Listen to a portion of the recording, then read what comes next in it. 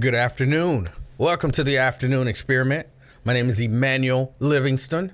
I'm with you until probably about 5 o'clock this afternoon. 513-717-5464. That's the number to get on board. 513-717-5464.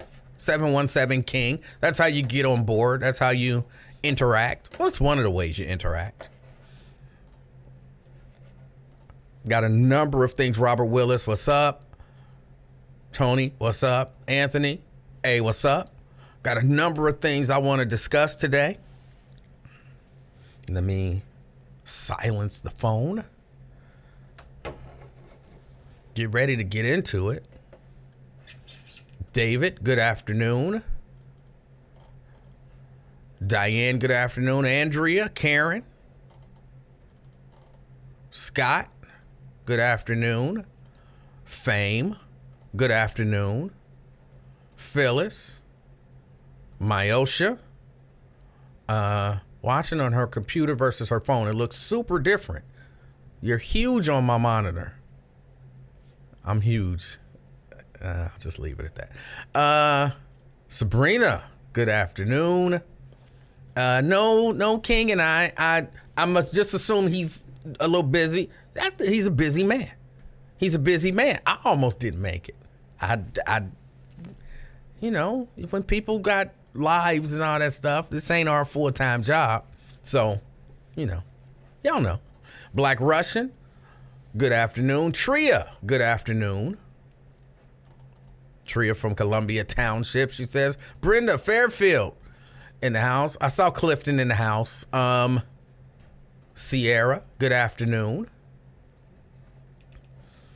Terry, is it Terry? Yeah, Terry, good afternoon. Dina, good afternoon. Quintano.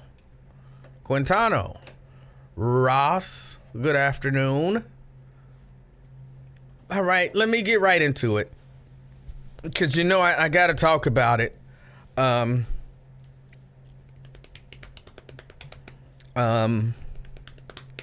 Tyree Nichols. Watch those videos. I watched those videos. Look, I don't encourage anybody to watch those videos. They're horrible, horrible videos. Okay? Y'all know I had to go back and forth. Am I going to play the videos? All up in the videos. I didn't know if I was going to play the videos. I didn't know if I was just going, what? I wasn't sure. And I thought about it, and as I went, I was trying to go to the website. I was going to pull them off. I think you can grab them from Memphis Police Department's website. And I was going to do that. And I went to YouTube, and I start watching one again. And I was like, no, I can't subject myself to that again. It was traumatic. It was traumatic. Y'all don't know this about me. I'm a very sensitive guy. Especially when it comes to, something like that. I don't actually like to watch other people suffer. I don't like other people's trauma. So, watching it, I don't get visibly emotional, but I know what I feel inside. So you may never be able to tell it if you're watching me watch something. But I'm telling you, inside, I'm emotional. Not just anger, but I'm sad. Inside, and I don't actually know if you can do this. If you can weep inside. I think weeping is an external thing. But it builds up so much inside that I feel like it's going to come out sometimes. And, I don't want to be sitting around crying, And I was watching, and I was like, I got to stop. Because it's going to spill over. The emotion that I'm feeling for that brother is going to spill over. So I was like, I'm not going to watch it again. I'm not going to play it again. So if you didn't see it, you find out your whatever your own way is to watch it. But I don't think I'm gonna be playing it again. I don't think I'm gonna play it.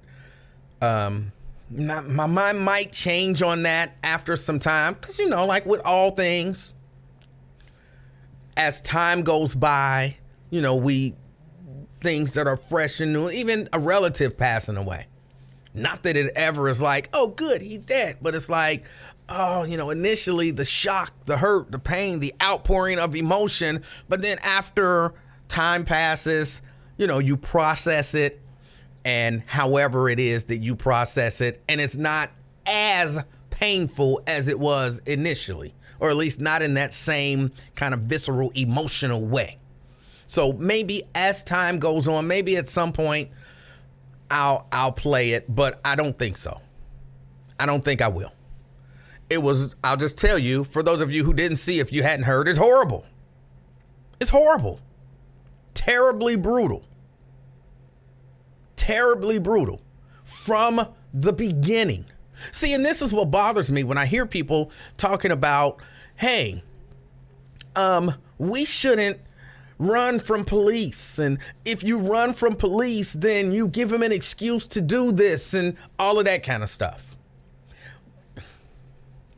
Especially with regard to this. You imagine driving your car. You pull over, not pull over, but what they say, he wasn't pulled over. He stops to turn. He stops, turn signal on to, I guess make a left turn. Police pull up beside him, pull up behind him. A cop gets out, opens his door, reaches in to grab him, and I don't remember the exact verbiage. Something along the lines of, get the fuck out the car. Get the fuck out the motherfucking car. Snatching him out the car. Not what you would think would happen. Not, do you know why I pulled you over? Not, show me your hands. Not, can I see your driver's license? Not, why were you driving erratically? None of that. Immediately comes over, opens your door, reaches in and snatches you while screaming, get the fuck out the car. Get out the motherfucking car.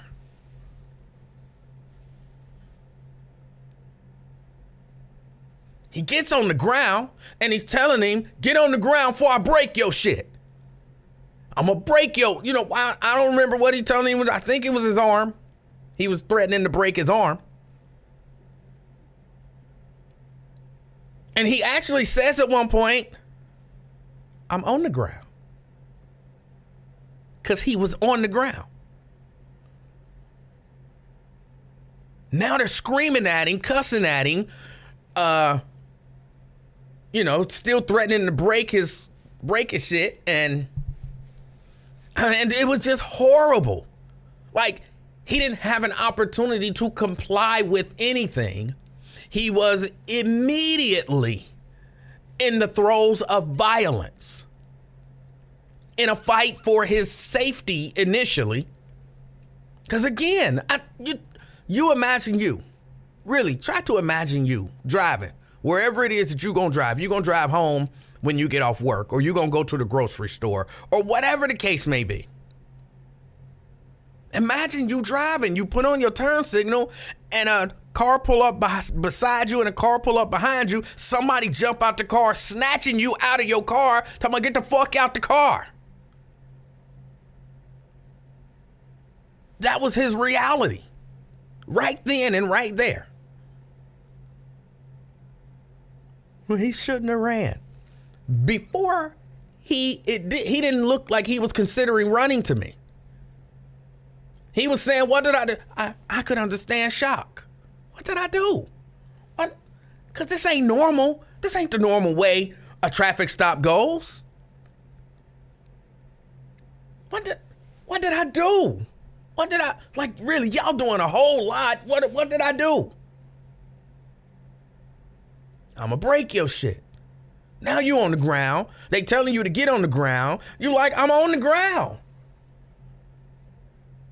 They telling you to lay on your stomach, but they snatching you around. Now, this has been something that's always bothered me when people talk about, oh, why didn't you just comply? Why didn't you just comply?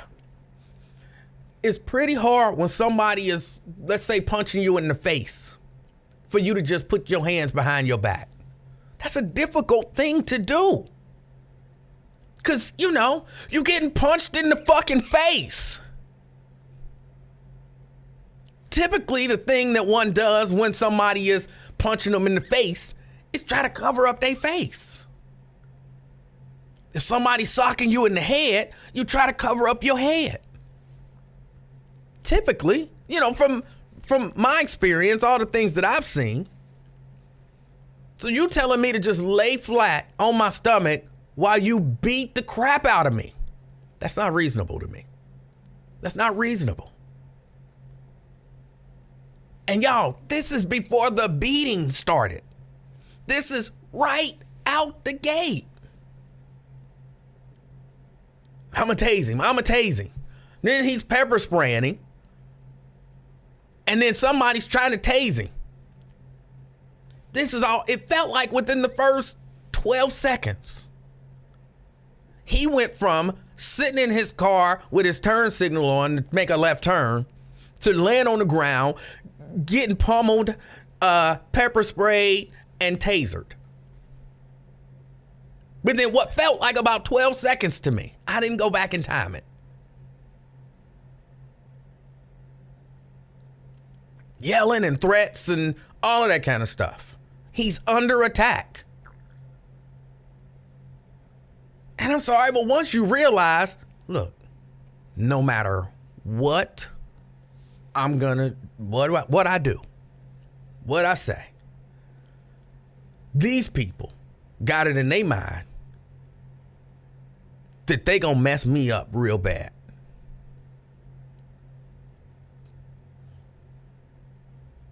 You get up and run. Because he didn't try to flee until all of that happened. I'm not gonna lie. They could have had something. They wouldn't have, but they might have had me.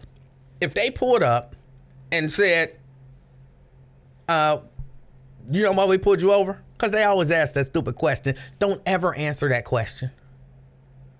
Just an aside, never answer that question. Why do you think we pulled you over? Do you know why we pulled you over? Don't answer that question. You have a right to not answer questions. How can I help you, sir? That would be my answer. How can I help you? You know why I pulled you over? How can I help you? I'm asking you, do you know why I pulled you over? And then I would just sit there silently. I'm not answering that question. But he didn't get the opportunity to do any of that. None of it. It was jump out of the car, open up his door, reach in, snatch him, pull him out the car while screaming, get the F out the car. Throwing him to the ground, pummeling him, threatening to, quote, break his shit. That's what the cop said. That might not be a direct quote. He might have said, break your MF. Why I'm saying MF, I done said the F word. Y'all know me, I don't like to cuss. But yeah, he might have said, I'll break your motherfucking shit. Nobody says motherfucking like that except me. But you get the point.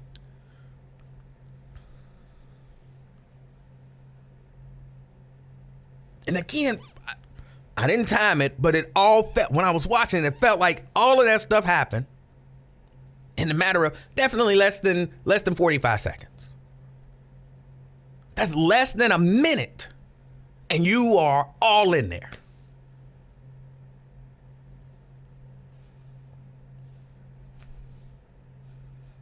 So he got up and ran after being pepper sprayed, threatened, pummeled, and an attempt to taser him. All while he's just asking, what did I do? Y'all doing way too much. This ain't necessary. Get on the ground. I'm on the ground. Then he runs. And then the next video, I want to say it's indescribable. It's describable. I don't even think I'm going to describe it. It's very describable. But I'll tell you, it was horrible. It was awful. It was awful. He was beaten to death. He didn't die right there on the scene, but he was beaten to death.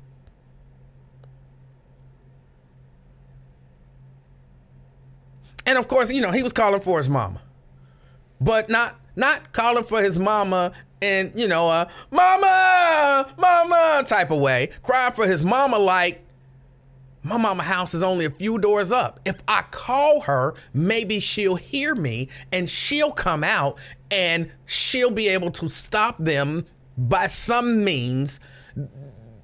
If she comes out, they'll see my mother standing there. My mother won't allow them to continue to beat me like this. So he's saying, mama, hey, mama, mama.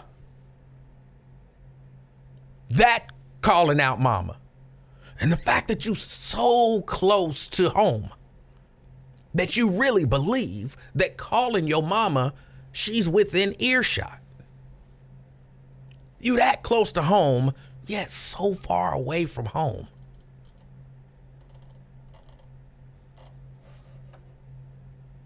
It messed me up. It really did. It messed me up. Oh, hold on. Let me put the chat over here.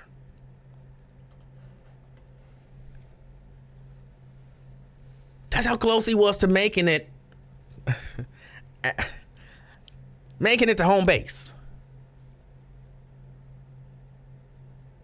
That's how close he was. Not necessarily that he would have been safe if he'd have made it to his mama house and got inside.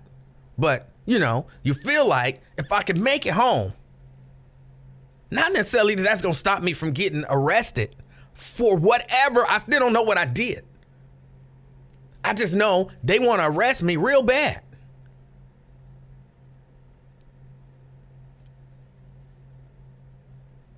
But if I can just make it home, then maybe I can be arrested safely. And you that close, so close that you think you can say, mama, hey, ma, come out here. You think you that close and that she'll actually hear you. While you're getting beaten to death. And they keep screaming at the brother, give me your hands, give me your hands. Look, we saw at one point, I know I said I wasn't going to describe it. We saw at one point where they have his hands. I felt like one or two officers on this arm, one or two officers on this arm. They holding him with his arms back like this so somebody can tee off on him while screaming, give me your arms. You got control of his arms right now. Like right now, you have control of his arms. What he gonna do? Take his arm from you to give it to somebody else? But you shouldn't run. And I get it. I get the people who say you shouldn't run. I get the people who say you shouldn't run. I get some of them. Some of them are coming from a good place. Or maybe not a good place, but from a different place. Some of them are coming from a different place. But I think in their minds, their intentions are good. You shouldn't run. You shouldn't run.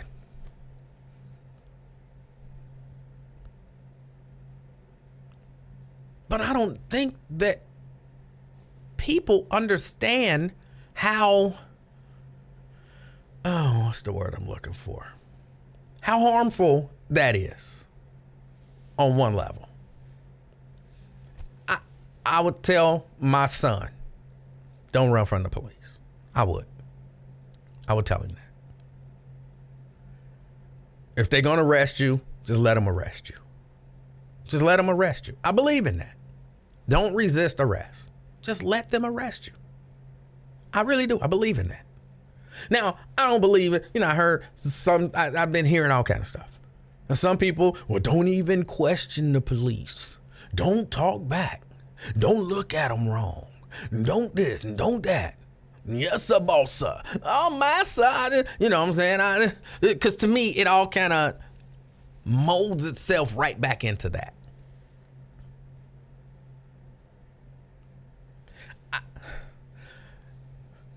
You got a right to speak. You got a right to speak your mind. And you have a right to be silent. But if they say you're under arrest, just let them arrest you. If you can. That I get. But a lot of the conversation surrounding don't run is more about justifying police brutality than it is about being safe. When I hear people say, well, if you run, when they catch you, they gonna do this. And if you run, then this is gonna happen. See, to me, that's justifying police brutality. Because none of that stuff should happen. Well, they just telling you what's gonna happen. None of that stuff should happen. None of that stuff should happen. Running don't justify that.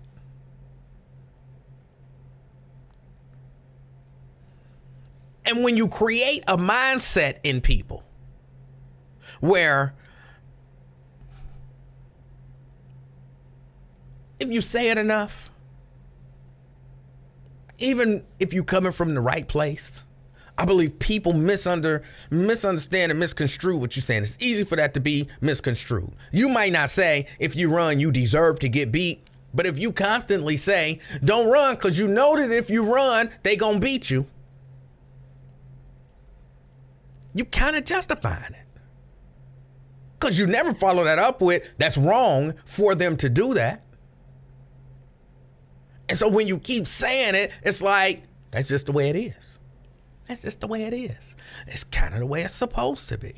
We all know it. We accept it. We understand it. And there's nothing wrong with it.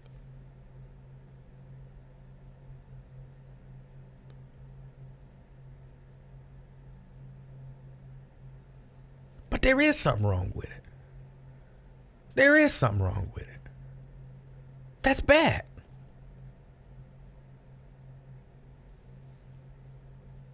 You shouldn't run. But they shouldn't beat you if you run. They should catch you and arrest you. Or they should try to catch you and arrest you as peacefully as possible. What? Arrest you as peacefully as possible? Yes. Law enforcement are not out there to be a punishment arm of the law. If you're out there and you are a danger to society, if I want law enforcement to do anything, I want them to get you off the street. I don't want them to punish you. That's another arm of the justice system, so-called justice system, that's supposed to do that. So if you don't need to hit me to arrest me, don't hit me. If you don't need to slam me up against a car to arrest me, don't slam me up against a car. If you don't need to wrench my arm all back, I'm sorry, that's my mama's speaking, wrench it. If you don't need to wrench my arm all back to arrest me, don't wrench my arm.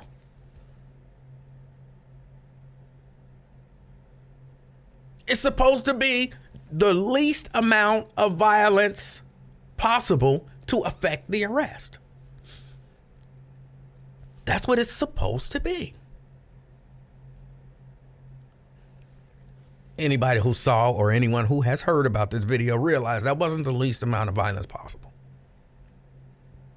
And there's still questions about why he was pulled over in the first place. There's still questions about why was he initially pulled over. There are rumors and things of that nature, and maybe at some point we'll figure out what it was.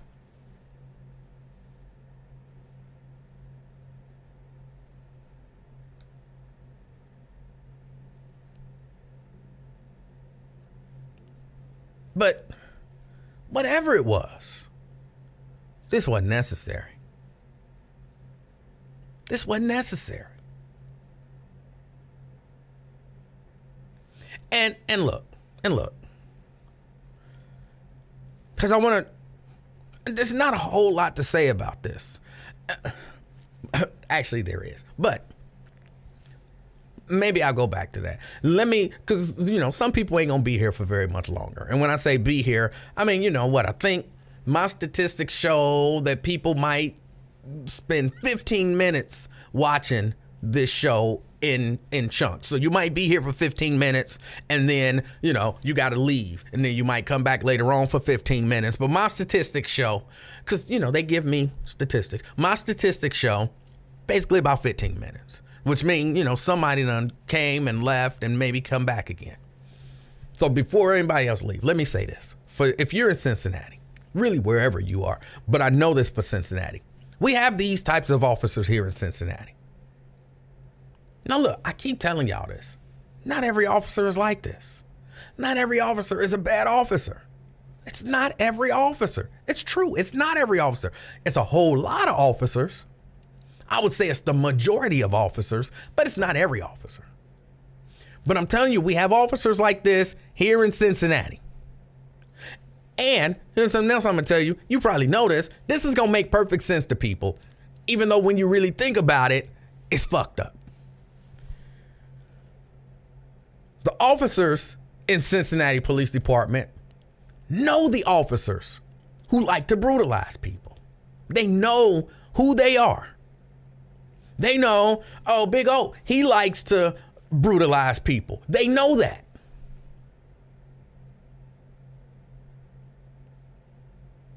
But they want Big O on their side. If something go down, they want him right there. So they know who they are. They know what they do. They'll talk about it like, oh, that shouldn't happen. But they want them there. Now, again, it makes perfect sense. I'm going to use the term. I don't really use this term. I just don't. But if you know a goon, you got a cousin that's a goon. We all do. We all got a cousin somewhere that's just a straight goon. We do. And if something go down, you call that goon. You want him right there by your side. That's Big O here in Cincinnati. And there's a lot of them. And the officers all know who they are. They're not saying to them, look, tone it down. Don't abuse people. Don't do this. Don't do that. They're not doing that because that's what they want them for. So look, CPD officers, y'all know these guys. Y'all know who they are. Some of them surprise you and you might not know. Like, I didn't know that he was that guy. Sometimes you might be surprised. But for the most part, and again, keep in mind, y'all, I'm telling y'all, I've talked to a lot of Cincinnati police officers. A lot of them don't like me, but some of them do. And even the ones who don't like me, you catch them in the right time, you can have a conversation with them. And I've brought up situations. And they like, oh no, I know him. Oh yeah, I always want him in my corner. And you like, but he's a brutalizer. He assaults and beats people. All I know is if something go down, I want him with me. That says you ain't stopping what he doing. You know what he doing. You ain't stopping what he doing. Because I guess everybody want a goon on their side. Everybody want a goon on their side.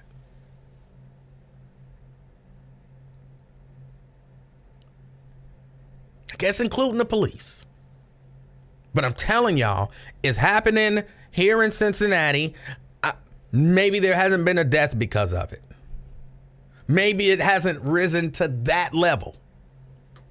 But I know for a fact, a 100% fact. I'm not telling you what I think, what I believe, what I feel. I'm telling you what I know.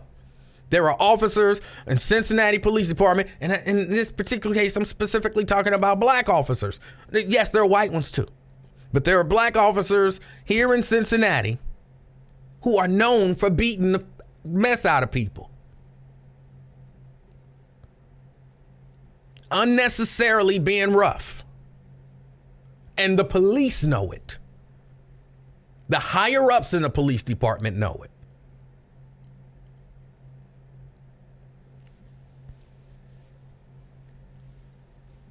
he's like the MVP to them.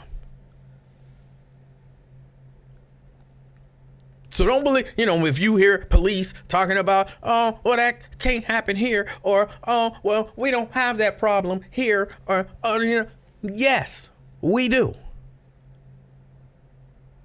We do. And look, don't get me wrong. Some of the nicest people that you ever meet out of uniform. Some of the nicest people that you'll ever meet out of uniform are the worst people you want to meet in uniform. Something happens when they put on that uniform. And when I say something happens, they don't transform into a new person, but they allow that other side of them that they don't show you. Oh, he'll give you the shirt off his back, and he might, off duty. He might.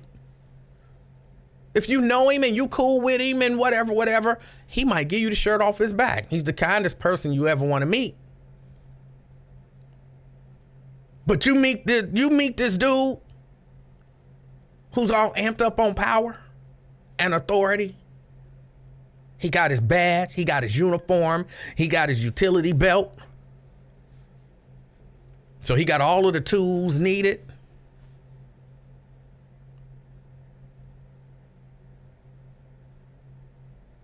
He'll F you up and not think twice about it.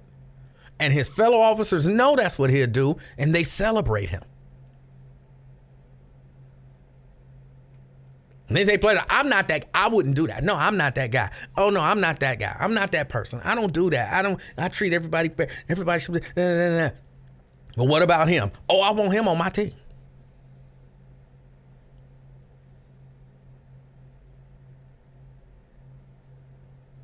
But he brutalizes citizens unnecessarily. You can say what you want to say about him. I want him on my team. So understand, this ain't a Memphis problem. This ain't an LA problem. This ain't a New York problem. This is a policing problem. We have a policing problem.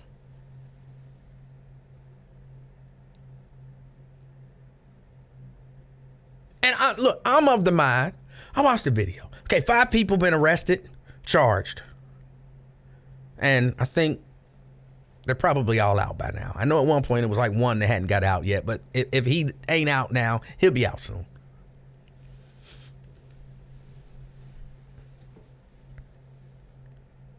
Should be a whole lot more. It should be a whole lot more. In my mind, everybody who showed up on scene and didn't render that young man some aid should be charged. Negligent homicide. Every officer who showed up on scene, every paramedic who showed up on scene and either didn't or waited to render aid to that young man should be charged. Every single one of them. And then, of course, it was disgusting. Just absolutely disgusting that they sitting there kind of talking, bragging about it afterwards and concocting a story. He had his hand on my gun. Well, he had it good, too. They knew the camera was on. And they know that's an excuse that they can use.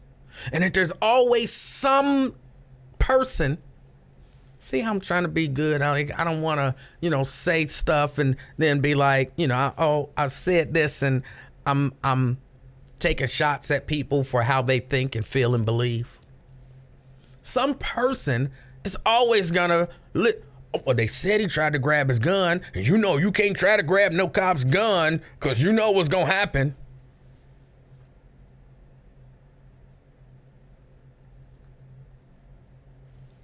He didn't try to grab no gun.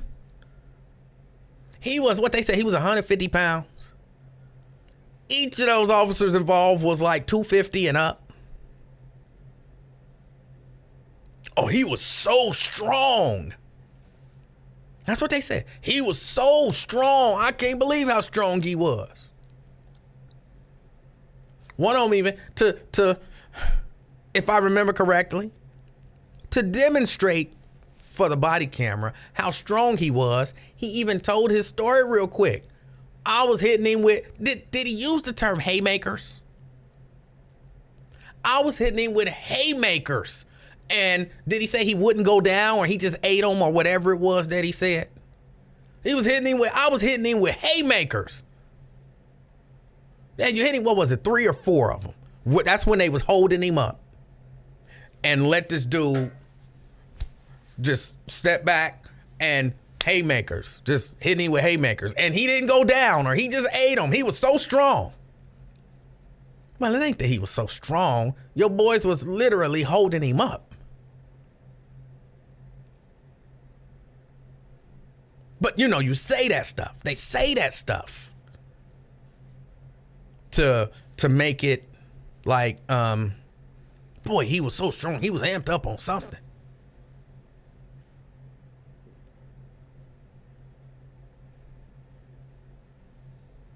Lady K say, what's a haymaker? A haymaker is where you swing with everything you got. It's like,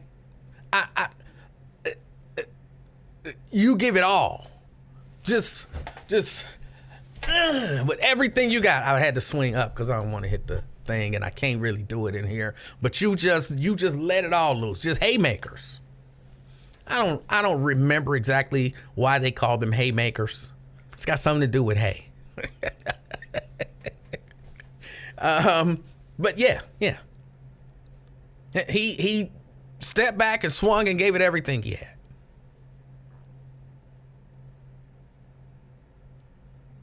Yeah. If you didn't watch it, don't watch it. But I mean, you can watch it, but I don't encourage anybody to watch it. It was horrible. It was horrible. And yeah, look, y'all right. It's not necessarily a black thing. It's not necessarily a white thing. I will say this, and this is a question. And I see there's a lot of comments. I haven't really been looking at the comments. I apologize. But here's my question for you. It's an honest question. To all of the people who like to preach that basically racism is not a thing anymore. Or, you know, black, white, why people always trying to inject race into stuff and all that kind of stuff. For all of y'all, here's my question for y'all. It's a legit question. Because I want to be educated.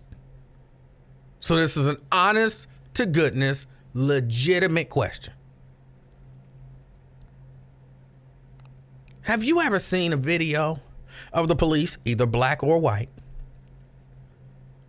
beating and assaulting someone to this level who was white?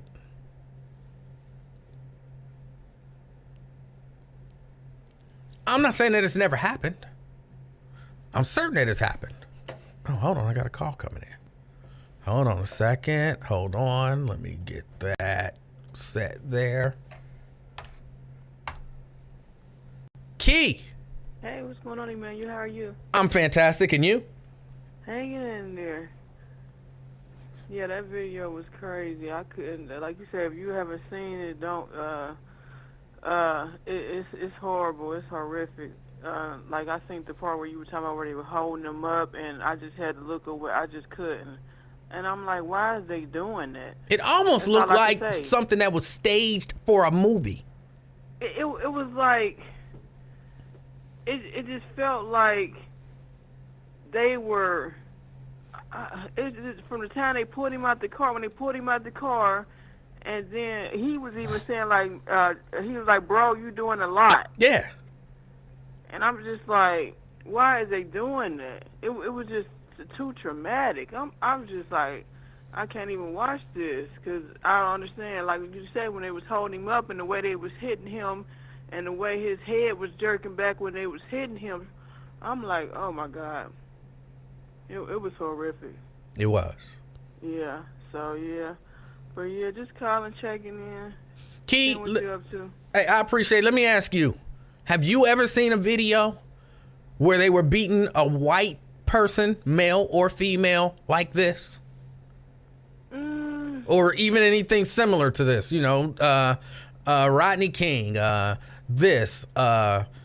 George Floyd, any of these videos where we see this police brutality. Have you ever seen a video where the victim of said police brutality was a white person? I can't think of none. If they have videos out there, if I did, like you said, you see more black than if it was white or Hispanic, but I can't recall. But because these stick out in my head because they so traumatic, like you said, the George Floyds, the Rodney Kings, those are just like so traumatic, and this one is the most traumatic. So this one will probably stick in my head for who knows. Like I said, it was just awful. It was awful. Yeah, it was just painful. I'm just like talking to why is they doing that to him? What is going on? It was just non-stop. And like you said, they telling him to give me your hand and this and that. It's like, okay, and then he was telling me something, give me something or I would break your leg or something. You on his leg, so you hold, like you said, they holding him down. Y'all holding him. So what are you talking about? So when he got a chance to get away when they wasn't on him, that's what he tried to do. And like you said, he was almost to his house calling his mama, thinking she gonna hear him. But yeah, somebody was saying like nobody came outside, so who knows or whatever. But thankfully, where he ran at, it was a camera, because that's what I seen the video footage from the camera outside on the light thing. Yeah. So thankfully, even though it's just horrible, he ran somewhere where it was a camera right there. So, all right. It was painful. Yeah. But yeah, that's what's going on, Emmanuel. Well, Key, I appreciate your call and your support. All right, I appreciate you. Everybody thumbs it up and Key, hold on. Are you on the new page, the Afternoon Experience with Emanuel Livingston page? I'll be on both of them because what happens when you say I'm on YouTube. When you go on the Afternoon Experience, the new page, it's not live. It's live on your old page. So I don't know. So the old Afternoon, your Emanuel Livingston page, it's like gives me a notification that page is live. But your other page, it doesn't show that you're going live. So I'll be having to switch back over, back and forth. Well, so I have to check on that then. Yeah, it does some kind of thing. Like when you first announced it, it wasn't showing live because I had to keep going back, like, okay, typing it in. And I'm like, okay, it ain't showing going live on that page. So I had to go back and forth. So I'll be on both of them. So looking back on both of them. Okay. But which one do you want everybody to mainly go on? Because I know you've been saying that. The Afternoon Experiment. Go on I would prefer everybody go on the Afternoon Experiment. Okay, so everybody on YouTube and Facebook, the Afternoon Experiment with Emanuel Livingston. Subscribe to that page. Everybody convert over, and because you got some more subscribers, so everybody can subscribe, like, thumbs up, and comment. And so Emanuel can, I know you like all your other odds and ends jobs, but so Emanuel can come on and give us this commentary every day and let us know what he up to, what the little baby up to, and all the other good stuff. All right, Key. And what's going on with Wyatt? What happened? Well, in my mind, he's probably just working, and I believe he'll probably be on at 5. But he makes a bit of a sacrifice on those Mondays when we have an opportunity to do the King and I, because again, he's got a full-time job. And he's a rich dude, so he got to keep that wealth up. So I know. So yeah, he makes a bit of a sacrifice on those Mondays when you sitting your job down at 3:00 when the work ain't actually over until 5, 6, or 7. So I understand, he might not be able to do that, and maybe we'll figure something else out. But I believe he'll be on at 5:00 today. Oh, okay, yeah, because I know he said he got something new going on in Florida. But he shouldn't have spoiled us like that if he was going, like you said, get about 50 jobs to keep up the wealth. I'm just messing with you, Wyatt. Man, you made me do it. All right, man, I'll talk to you later. Key, have a good one. I appreciate it. That's Key. Yeah, no, I'm just picking with Wyatt. he is wealthy, but ain't nothing wrong with that. Ain't nothing wrong with that. He work hard for his money.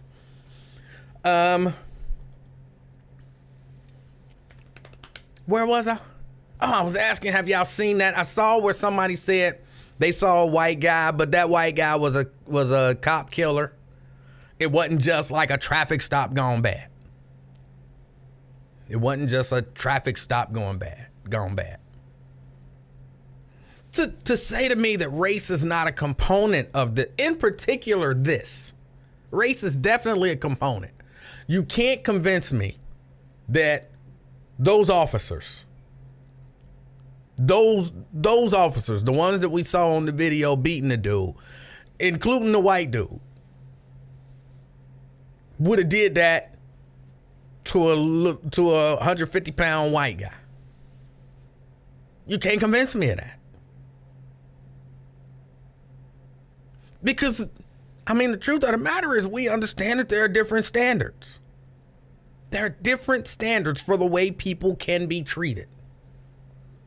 That's just the truth, y'all. If anybody who don't understand that or who don't believe that, you're just in denial. You're either ignorant or in denial. There are different standards for the way that we can be treated. And everybody with sense knows this. Well, with sense. Let me retract with sense. Everybody who I think is being honest with themselves knows this. There's a reason why black people are not evil. I don't know why you say that, man. Nobody said black people was evil. But y'all see the way from little kids in school, y'all see the way little kids are treated in school. There's a difference in the way little white kids are treated and little black kids are treated. There's a difference in what's considered aggressive for a white person and what's considered aggressive for a black person. A little black kid. There's a difference for what's considered aggressive and what's not. It just is. I know people, but they didn't grow up around us, so they don't understand that sometimes. Okay, the why. I don't care the why. Just the fact that there is. Okay, hold on. I got another call coming in. CK. Praise God. Hey, Mr. Livingston. How you doing, sir? Man, hey, I'm listening to your show. You right on point. You hear me? You right on point. The statements you are making and you inquiring about this video, like you said, it's 100%. It's 100% because I was listening. I let my nieces and nephews yesterday hear a program on you yesterday that you was when you was back on your other station talking about when dude got shot in the back 7 times. So I was like, this is what you need to hear, and you was giving an example. You know what I mean? And I just wanted to call in to answer your question. All right. About have I seen a white person get treated like that? Have you? And it's an emphatic yes. I seen a white person get George Floyded out here. I seen a white man get shot in his nuts in his own house because the police is shining the light through it. But the problem is, we don't care about police brutality until they take one of our own. Because, that's not true. Hold on. I'm gonna pause you. Of course, I'm gonna let you finish. But let me pause you for a moment. Where did you see this video of a police officer killing a white man by kneeling on his neck for 9 minutes? Where did you see this video? Yeah, no, it's YouTube. They suffocated him. When I say he got George Floyd, they got on top of him and suffocated and then killed him, murdered him while he was on the ground in front of his house. And it was tragic. But yeah, it wasn't the exact. No, I'm not saying it was exactly like George Floyd. He just kneeled on him. It was like 4 or 5 of them. They pounded on him and they took his life. And he was laying still. He wasn't resisting or nothing. It was kind of like what we just seen with this guy. You know, like you said, how you gonna put your hands behind your back when you grab my arm or you punch me in the face? Okay. And then the other woman I was telling you, it's just like if I come shining a light through your house at 2 a.m, of course you're gonna arm yourself and come down with a gun. This police shot the white man through the door at his house and hit him in the nuts. But like you said, we don't cover those because a lot of times when those type of things happen, black people be like, well, shit, it happened to us. But we don't, and I told you back then, I actually told you this before, and you told me you was going to check out the video, but you never did. But we don't care about police brutality until it happened to us. I think if we did cover those stories, I think if dude wasn't black, I don't know if you would be covering it today. See, that's the thing. Well, we don't cover it when it happens today. Hold on, CK. Let me push back on that because you might have a little bit of a point. You might have a bit of a point. And you know me, I'm one of them people. If you got a point, I'm try to acknowledge the point that you have. You when I think about it, you brought something else to my mind. I have seen the police rough up a white guy. I don't remember the deal, but they literally pulled down his pants and tasered him in his testicles. Yeah, that was terrible. I've seen that. Right, but see, here's the difference. Here's the difference. And I don't know that you can blame the black community for this. It didn't make the news. And if it, you know how many black people have been beaten, abused, and brutalized, and it didn't make the news, so we didn't talk about it. It happens a lot. So now you would have a point, CK, if you like, look, this made the news. It was a big deal on the news, and black people said, we don't care. Then you would have something. But I don't recall either of those stories that you're talking about being, you know, mainstream news. Like, I would imagine you had to kind of search those out. Yeah, you make a great point because, like you said, this sensationalism when you got the race, in it now. But when it's like you said, when it's white on white, it's not no big deal. But that's what I was telling you, our strategy. If we really wanted to fix police brutality, we need to jump on those cases. I was telling you this when you was with the buzz. I was like, you should cover those cases just like you covering this, and we probably could make a difference with police brutality. You know, let's not just make it police brutality when they kill one of us. Let's just cover it every time police brutality happens. You know what I mean?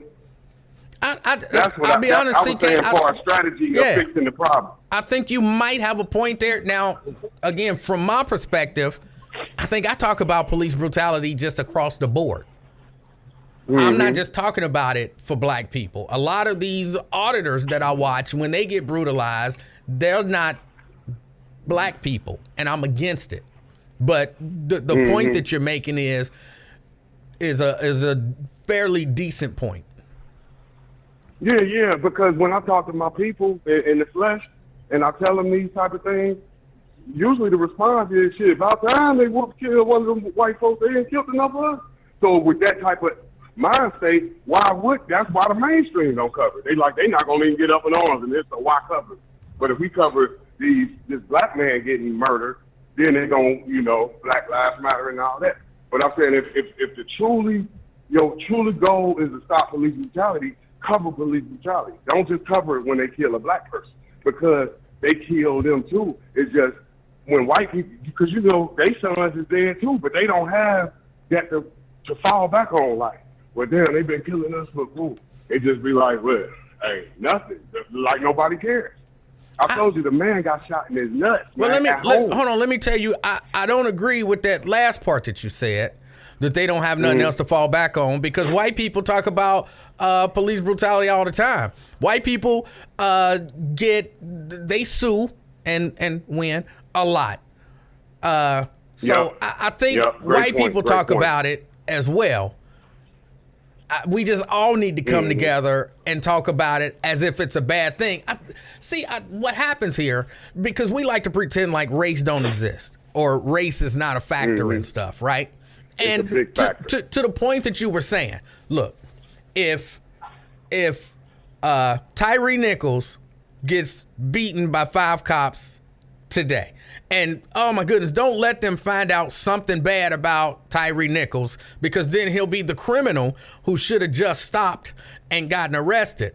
And they don't have a problem painting him as the criminal. Then we see that, and you won't see a whole lot of white people coming up, standing up, marching, speaking out against police brutality, because they'll be focused on the fact that, oh, Tyree Nichols was a criminal. Again, I'm not saying that he is. I'm just saying if they were to find out something about him. So they'll dismiss him, but then something happens to, I don't know, Billy, and they want me to be upset about police brutality. And so, yeah, that can create that.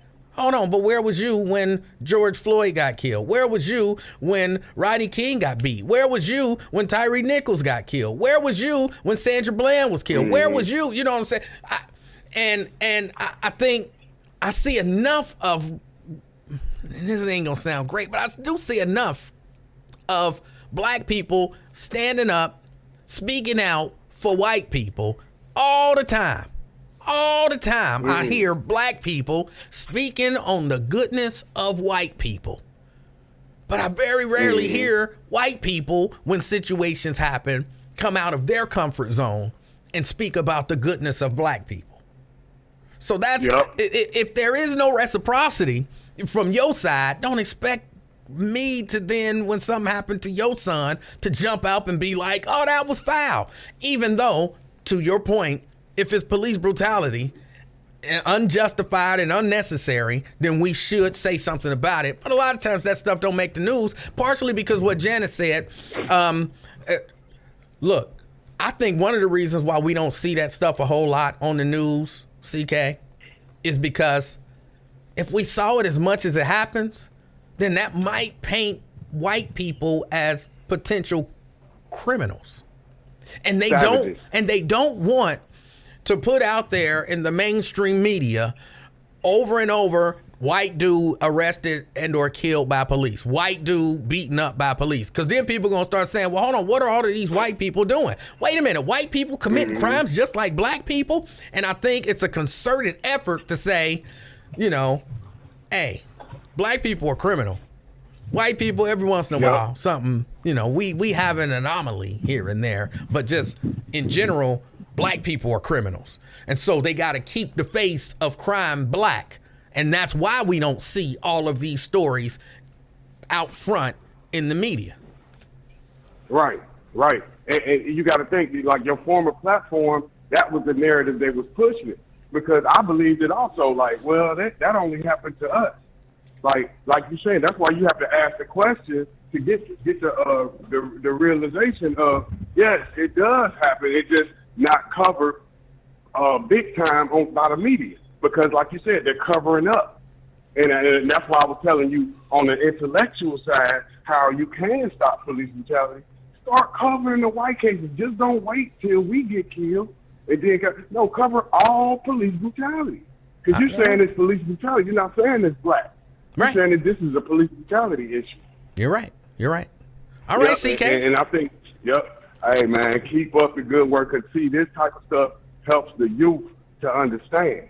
I told you, I know I can get out of any ticket, anything, except when it comes to the state patrol.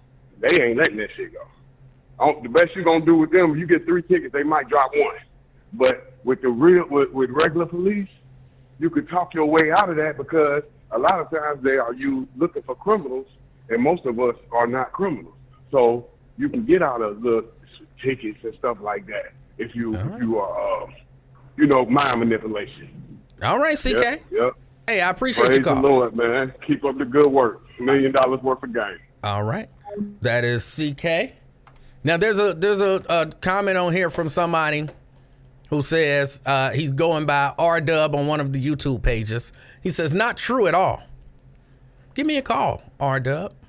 Give me a call. Let's discuss it. 717-5464. 513 is the area code. 717-5464. Anybody can write not true. But let's discuss it. I'm open to have the conversation. Enlighten me. Educate me. Educate me.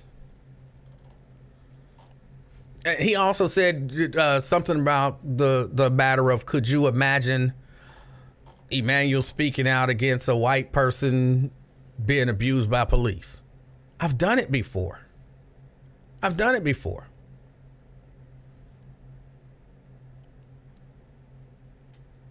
Police don't hate me because I take their side. Police hate me because I try to speak the truth about what it is that I see that's wrong in the police department. And it's crazy that even the ones that acknowledge it, yeah, there's some issues and some that stuff that you're saying is true, but why do you hate cops? Like, it's not a hatred of police. If you acknowledge that what I'm saying is true, then why do you come to the conclusion that me stating the truth that doesn't shine a favorable light on law enforcement is hate? I've never understood that. I've never understood that.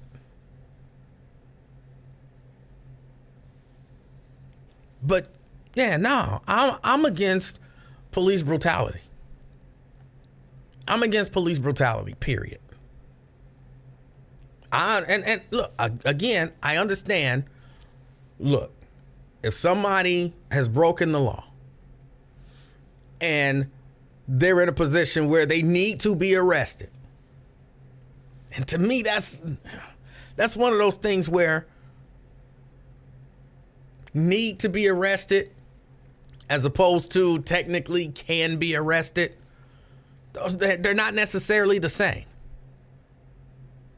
How is arresting this dude keeping the streets safe?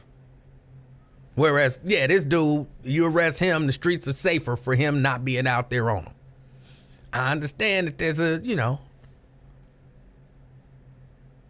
and they have that discretion.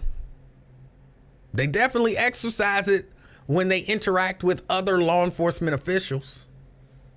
They exercise that discretion. Why didn't you arrest him? Why didn't he get a ticket? You saw that cop was speeding. Why didn't he get a ticket? We do have discretion. They use it when they want to use it. But every crime doesn't necessarily scream arrest. And I think at some points you can look at stuff and say, hey, how is it that you can use discretion here and not here? Or I'm fighting this dude like this, and now, you know what I'm saying, it's an ego thing. I started fighting you, so now you gonna be arrested. But if you think back, like, was this necessarily something where I had to arrest this person?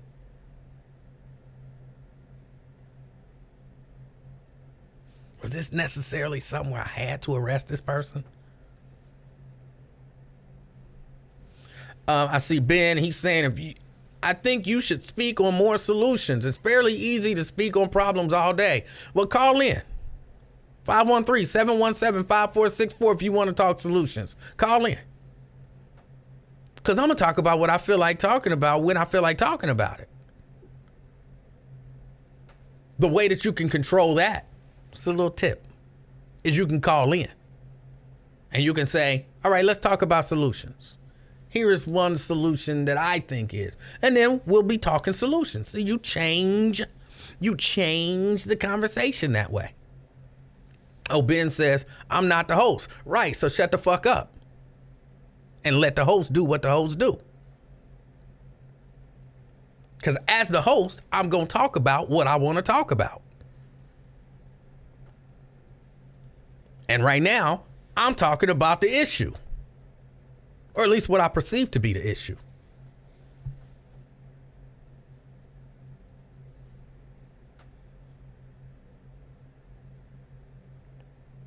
So I don't want to play that video.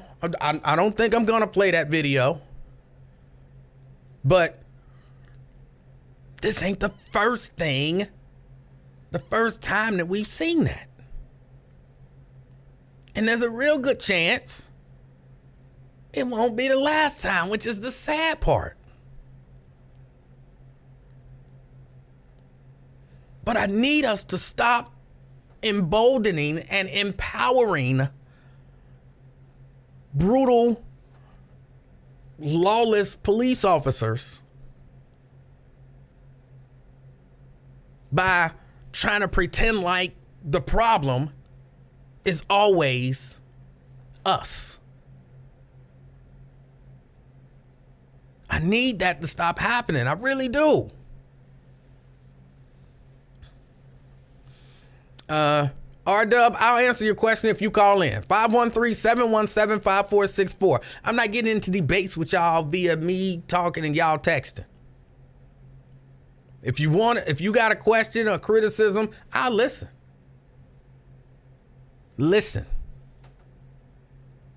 Not necessarily read that shit. I'll listen when you call in.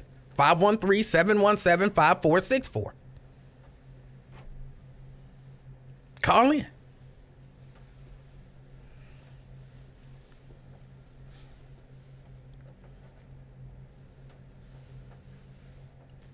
Make your argument. Make your case. Ask your question. Call me.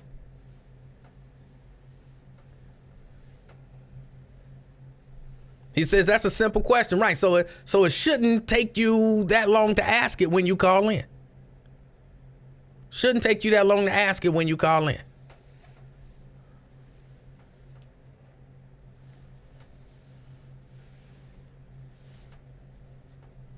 Call in. And Brenda CK actually calls in.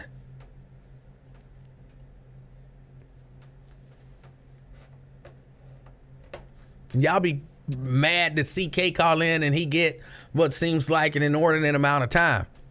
But he picks up the phone and he dials the number to get in to say what he got to say.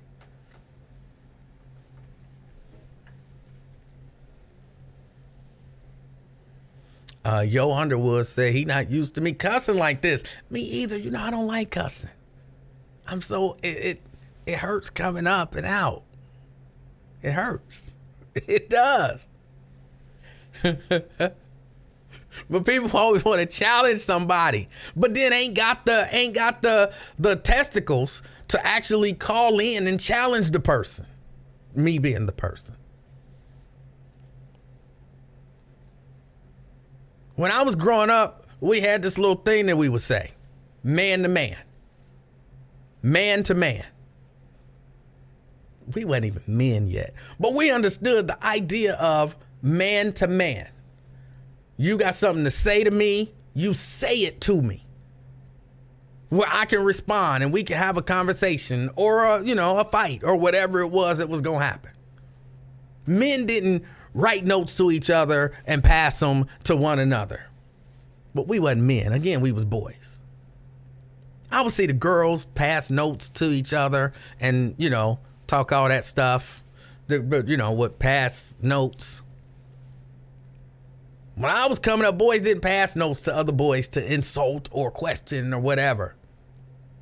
Boys went to boys and said, hey, I ain't like what you said. Why'd you say that? I didn't like what you did. Why'd you do that? They actually talked to each other. Passing notes like little girls.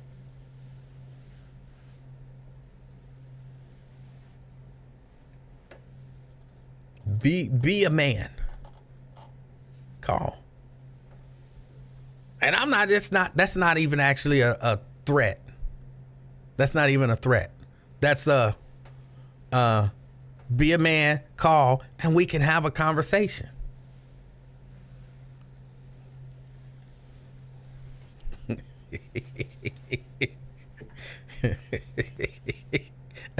He's talking about me typing stuff in Lincoln Ware's chat.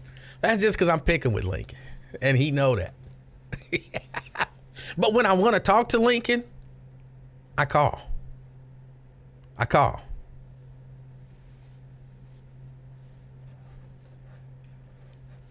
Let me think. What else? There was something else that I wanted to. Oh, hold on. Before let me send my, should it be condolences?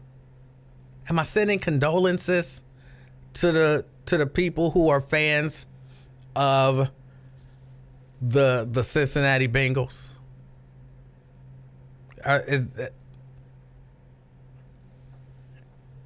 Condolences to them because they lost. Of course, I didn't watch the game. I keep hearing people talk about we lost. You don't play for the Bengals. You are not a member of the team or the organization. They lost. They lost. They don't represent Cincinnati. Just because Cincinnati is in their name, they don't represent Cincinnati. They represent the Bengals. They're a franchise of the NFL. So they lost. And, oh well. I guess try again next year. Maybe by the time next year happens, maybe by the time Anthony says they represent bragging rights for people, but you're still not a part of them. You're still not a part of them. There are Dallas fans here in Cincinnati. Dallas fans here in Cincinnati talking about we lost. You don't even live in Dallas. You know what I'm saying? It's a franchise. It's a franchise of a business. It's your McDonald's on the corner. McDonald's Corporation, they franchise out all of these other McDonald's to other people, and they own them and they run them.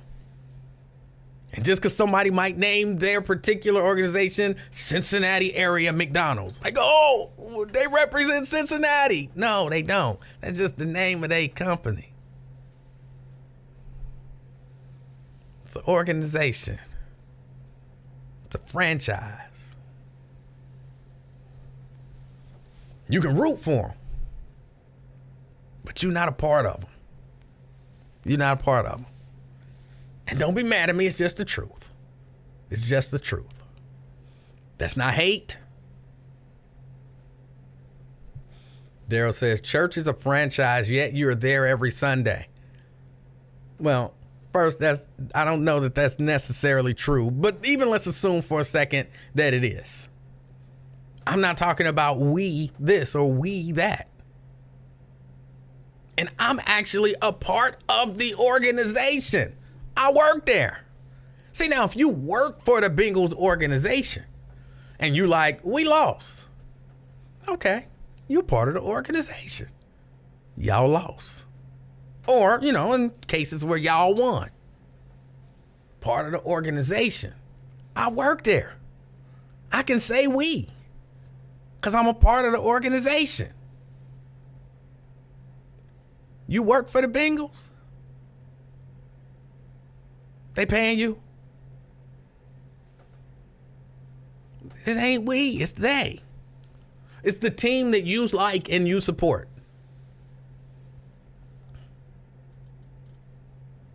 The team that you like and you support.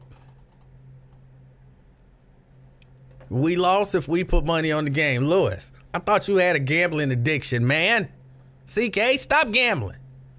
You lost if you put money on the game and they won because it fed your addiction. So either way it go, if you betting, you losing. Stop. It's tough love. It's just tough love. You ain't got no business betting. You got a gambling addiction.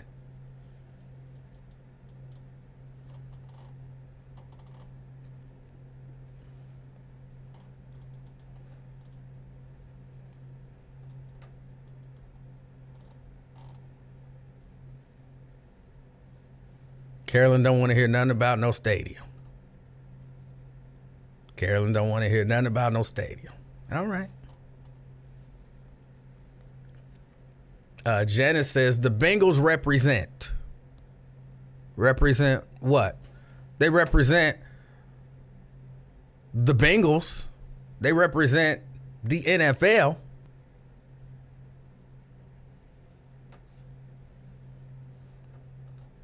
Oh, here we go with this again. A winning team brings money to the city where folks can make money, work at these bars and restaurants. So, yes, it's sort of like working for the Bengals. Sort of. You work at the bar, Daryl? You work at the bar? You work at the bar? It's a question. You don't have to answer it. You bragged about killing defenseless kittens. Let us brag about the Bengals, bro. I didn't say y'all couldn't brag about the Bengals. I just asked, I'm just stating, you saying we. You're not a part of the team. You're not a part of the team. And those kittens brought it on themselves. It is what it is. They brought that on themselves. Oh, they represent the city of Cincinnati. No, they don't. They represent them. That's like saying Cincinnati McDonald's Corporation or LLC represents the city of Cincinnati. No, they don't. They represent McDonald's. They happen to be in Cincinnati and have Cincinnati in their name. But when those 4 McDonald's franchises make money, we won, we made money. No, they made money. But they represent Cincinnati? No, they represent McDonald's. They got Cincinnati in their name. So they don't represent Cincinnati. They'll leave Cincinnati in a minute, in a heartbeat. Remember they was about to leave Cincinnati? Remember that? And then they would have been somebody else. They don't represent the city that they're in. They represent them and their business interests.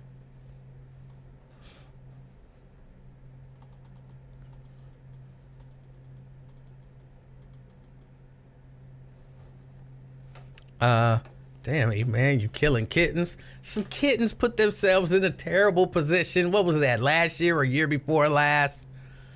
And, they brought some bad stuff on themselves. They brought some bad stuff on themselves. They brought it on themselves.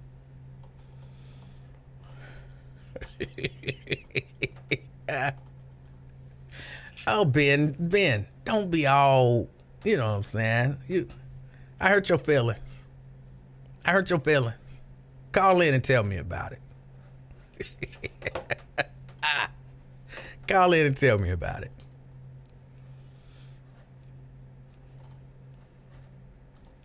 McDonald's in no way represents Cincinnati, just like the Bengals don't. McDonald's represent McDonald's, even though there's a franchise here in Cincinnati with the name Cincinnati in it. They still represent McDonald's. They don't represent the city. It's the same thing. It's a business.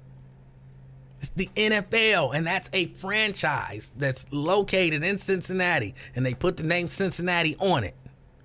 But they can take that name off of it and move somewhere else because it's a franchise. It's a business. They don't represent Cincinnati. They just happen to be in Cincinnati.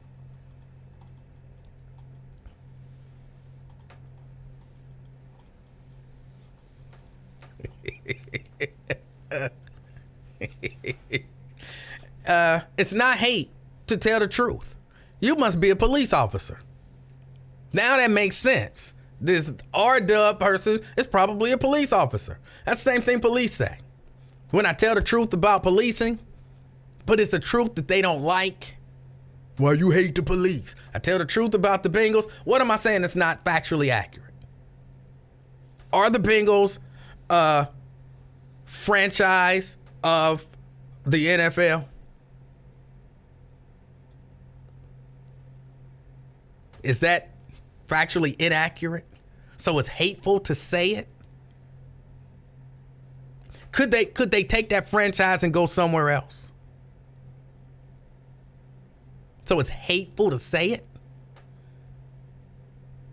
Just because a franchise has the name of the city on it doesn't mean they actually represent the city. What they actually represent is themselves and their parent company. That's hate. The truth is hate. Sound like a police officer. Sound like a police officer.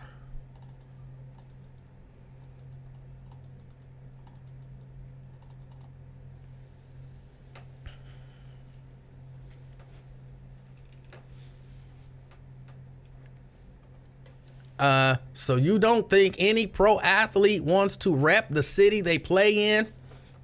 I don't know that matters. Hold on, let me ask you this. Do you believe that there's a McDonald's employee who wants to rep the city that he works and probably lives in? So does that mean McDonald's in Cincinnati represents Cincinnati because a player wants to rep that city?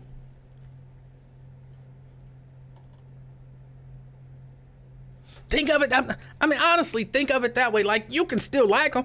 You know what I'm saying? Look, I like a McFlurry every now and then. I like some McDonald's fries every now and then. I like a filet-o-fish every now and then. I want to see my local McDonald's succeed. I do. But do that mean they represent Cincinnati? Because the franchise has the name Cincinnati on it. And some of the people who work there go hard for Cincinnati. Do that mean that the Cincinnati area McDonald's franchisers or franchisees or whatever represent Cincinnati? No, it doesn't. That's just the truth. If y'all stop making yourself a part of the organization that don't even like you, you know what I'm saying? Stop making yourself part and just think about it reasonably from a business perspective, because that's what it is. It's a sports and entertainment business.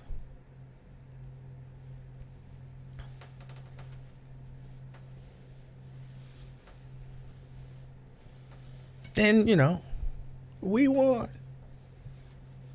We lost. They won or they lost.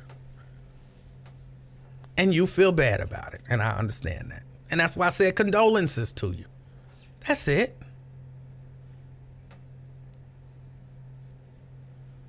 Oh, my goodness. I did not, Nat. I didn't. I chose honesty. I chose honesty. I'm giving my condolences to the fans and the people who were rooting for the team. I'm giving them my condolences because I know they felt bad about losing. So I'm saying condolences, whatever that means. I hope that you feel better. I'm sorry that the team that you support lost.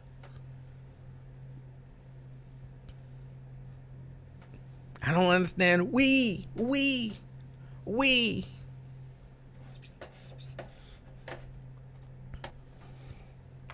Brent.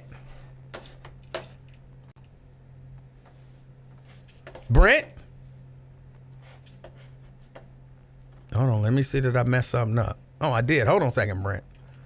All right, Brent. Sorry about that. Hey, E-Man, how are you doing? I'm doing good, and you? Oh, I'm doing good. Since you pissing off a lot of the Bengals fans there about the unfortunate loss on yesterday, I'm going to continue the pissing going off because I'm going to give you the Royal Rumble recap. What was not seen on TV. Well, hold on. First tell me, before you tell me what was not seen on TV, first, the atmosphere in the building seemed electric. Just from watching at home, I was like, the crowd is really into it. They wasn't too far ahead on the count. How was it live? electric even before the opening match, which I'm surprised they started with the men's Rumble as the first one. I was But shocked I about guess that. Well, since Cody was, going to be the victor anyway, I can see, go ahead and get out of the way. We're not surprising anybody type of deal.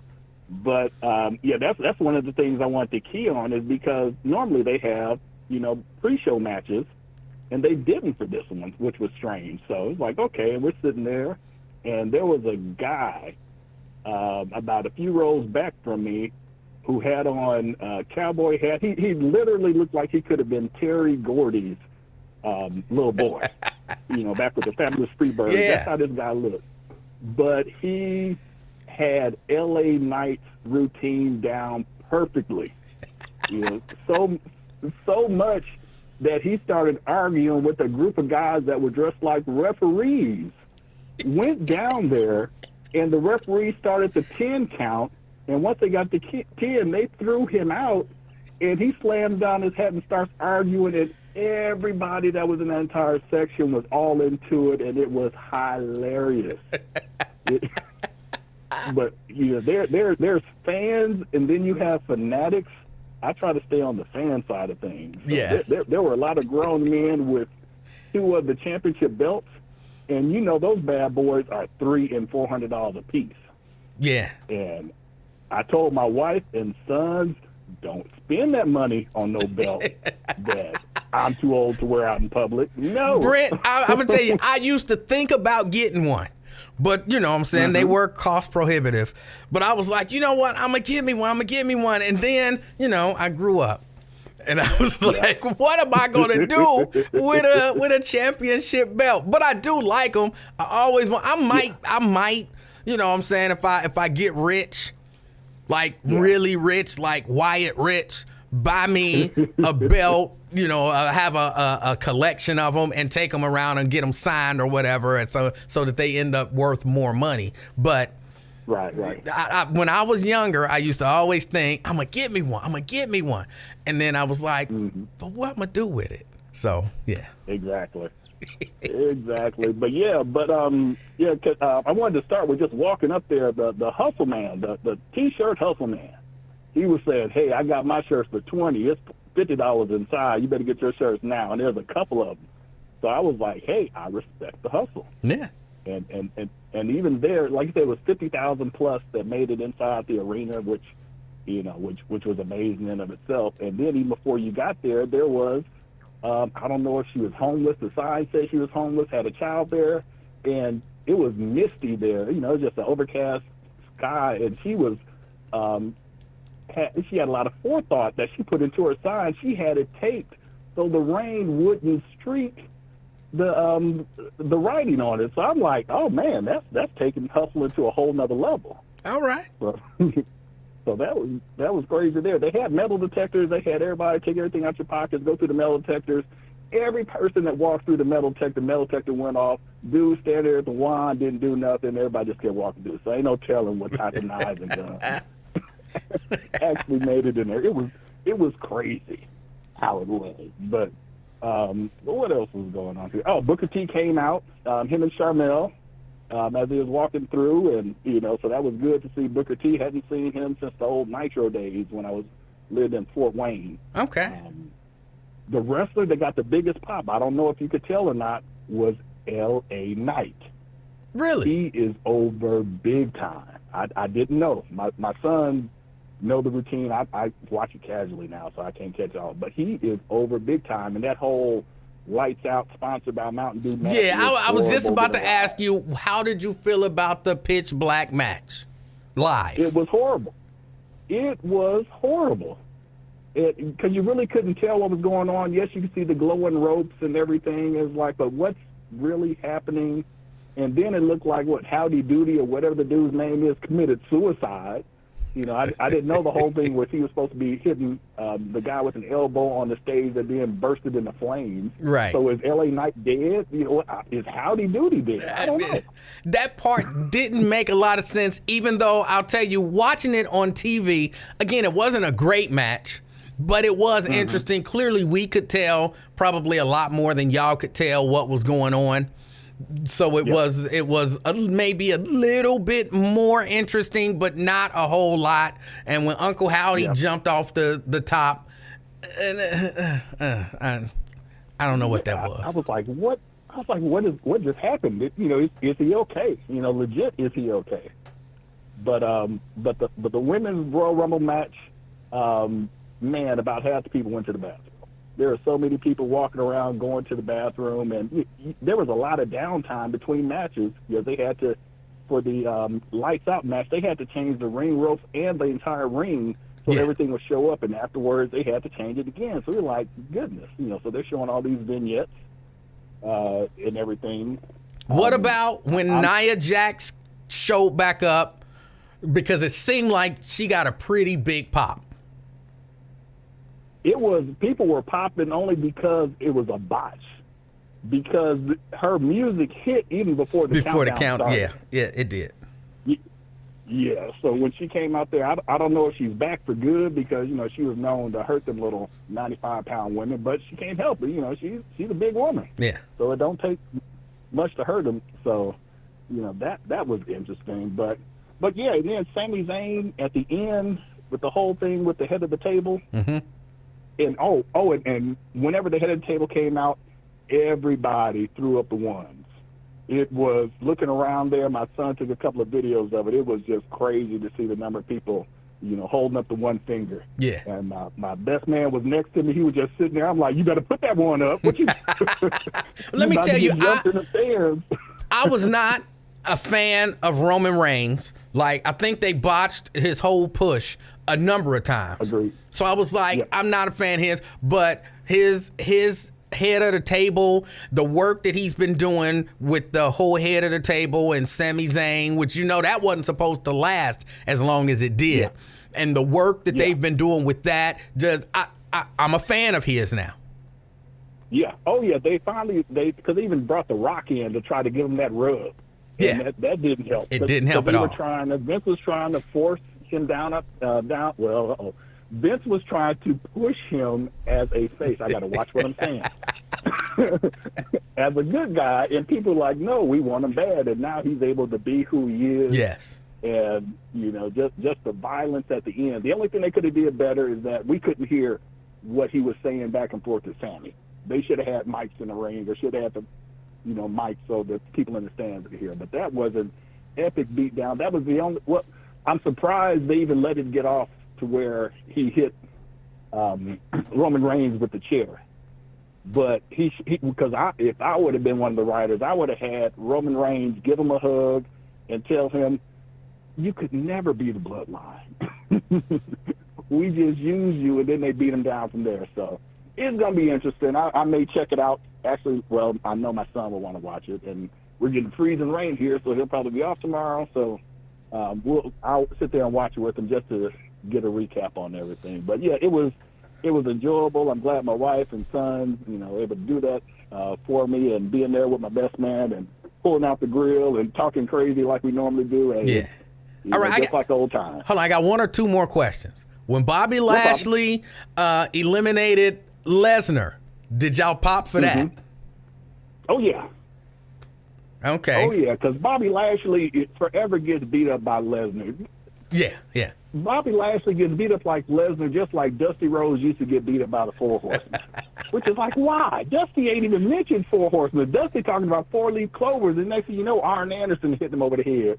And then Ric Flair is pulling off his $700 alligator shoes, stomping him with it. So it's like, why beat up on Bobby? Hey, I got to ask you this question. I'm sorry, I hate to interrupt you. I got to ask you this. Where, in terms of the ring, where the front of the ring, in terms of TV side, where were you at in terms of the ring? In terms of the ring, you got the hard camera side. We would have been at, what's that one? We'd have been at like 2 o'clock. So we had an edge corner of the ring view, so we could see everything. The ramp was straight ahead for us, off to our left, but we could see them running out. But it was on the opposite side of the arena. So, and then lastly, the Ricochet and Logan Paul, that spot where they jumped off the ring. Did that Yeah. look as amazing in person as it looked on TV? Yes. Now that did get a huge pop because I was like, okay, what are they going to do? What are they going to do? And then they hit the double clothesline and fell out. And Logan Paul is good. Yeah, for he him is. to be that green. He is. I don't like him because, he's Yeah. Logan Paul.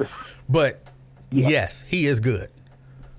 Yeah, so that's going to be interesting to see what they come up with that. I'm surprised, disappointed that there was no Rock, but it doesn't look like he's going to be at WrestleMania, so there's no need to bring him out now. But you have to try to interject him into the whole bloodline because he should be the head of the table, not Roman Reigns. Right. There's your angle for WrestleMania 25. Book it. Send me my paycheck. Yeah. All right. Hey, Brent, I appreciate the update. All right, you take it easy. All right, you do the same. Bye. All right, that was Brent with the Royal Rumble update. Hey, y'all can hate all y'all want. It's good fun. That's it.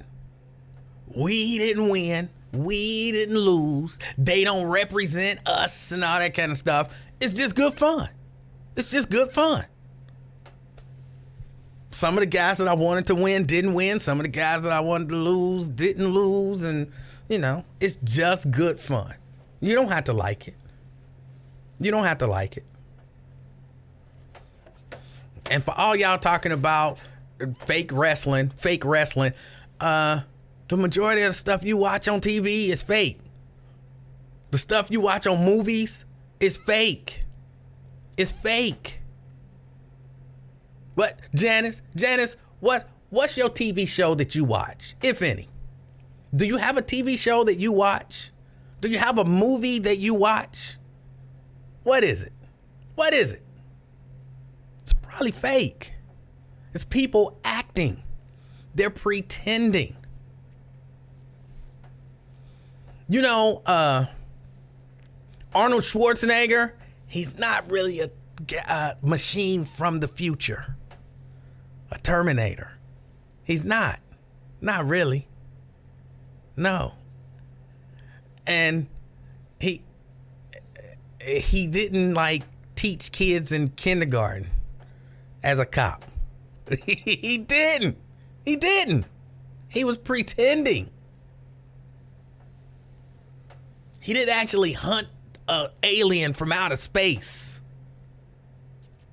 He didn't. He was pretending. It's fake. But you watch it and you are entertained. That's what it is. It is entertainment. They're actors pretending to be, a lot of them, most of them don't even use their real names. That's how you know they're acting. They're playing a character. Why would you be mad at that?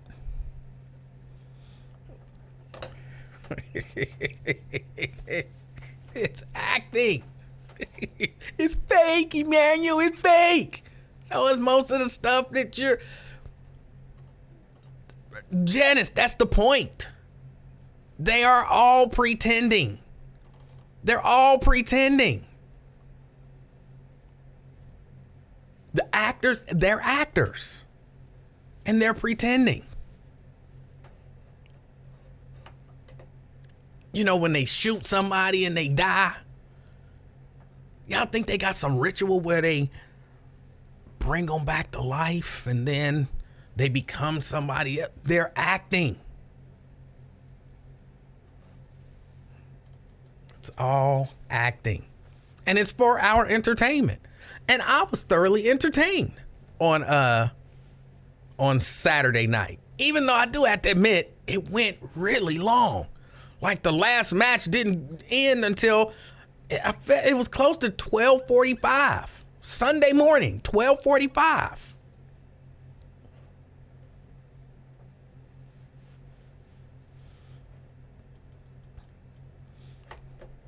R-Dub, call me.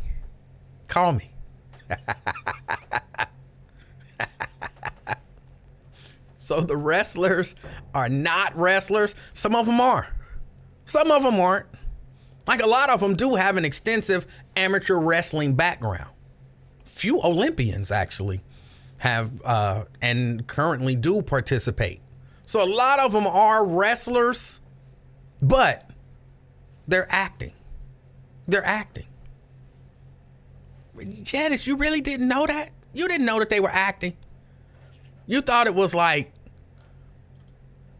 they were pulling out sledgehammers and hitting each other with sledgehammers and chairs. Like you thought it was a legit sporting competition where every once in a while somebody would get mad and do some crazy stuff like that. They're acting. They're acting. That's all they're doing. They're acting. R-Dub, call me. Ask me. I'll answer you if you call me and ask me. I will answer you if you call me and ask. Tony says, so the Iron Sheik, the Road Warriors, Roddy Piper with the blood was all fake. Some of the blood be fake, some of it don't. Some of them they cut themselves. It's called blading. They have a little razor blade, usually, taped around their wrist, and they pull it out, and when they go in a corner or somewhere, and they'll cut their head, just real quick with the razor blade. And then, once, sometimes it'll just start bleeding, but sometimes then they pummel each other and it'll start bleeding. So sometimes it's fake blood. Most times it's real blood. David says those chair shots look real. They are real, but you got to hit them the right way. You got to hit them the right way. There's a way to hit somebody with a chair. It's got to be all the way flat, and you hit them with that smooth side. Wham! You hit them with the chair. It don't feel good. I mean, it still hurt, but, there's a way to do it. Oh, Janice says she's always known that they were pretending. Okay. Well, you were saying it like it's fake. As if, maybe you thought at some point it was real. I mean, as a little bitty kid, a part of me was like, is this real? Like, it could be real. I don't think it's real, but it could be real. And then, you grow up and you figure out, okay, it ain't real, but it's still fun. So when people criticize wrestling for being fake, it's entertainment. It's people acting they're playing a role. And I always be like, well, you watch a whole lot of fake stuff. But this is where you draw the line.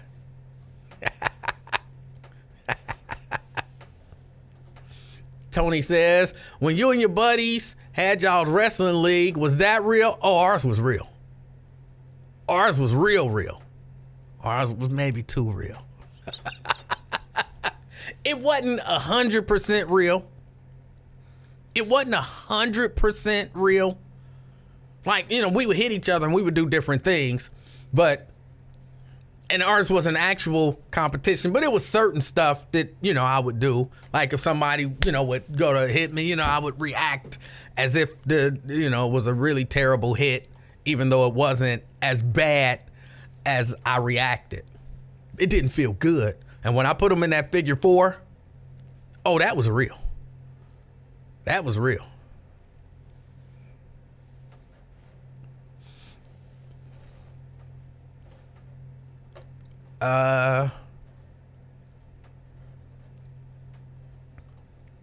They practice to get together days up to the big show, all choreographed. That's not necessarily true. Some of them do that.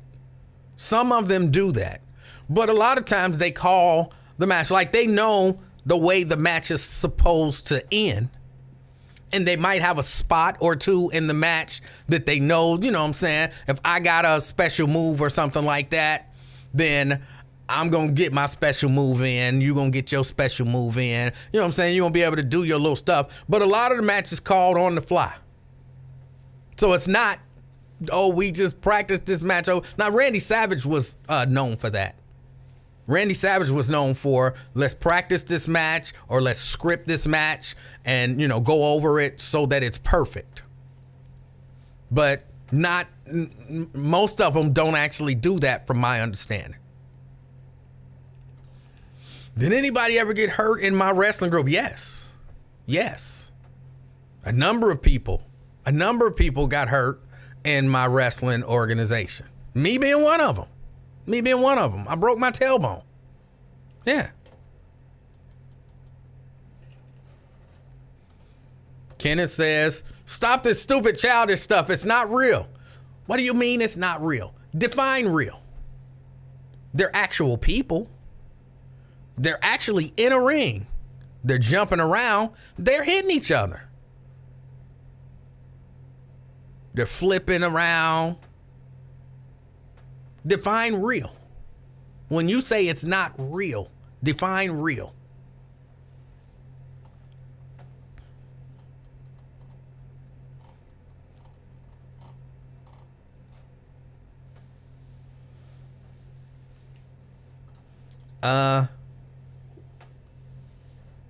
No, I really don't. Kid, I don't know what you mean. Define real.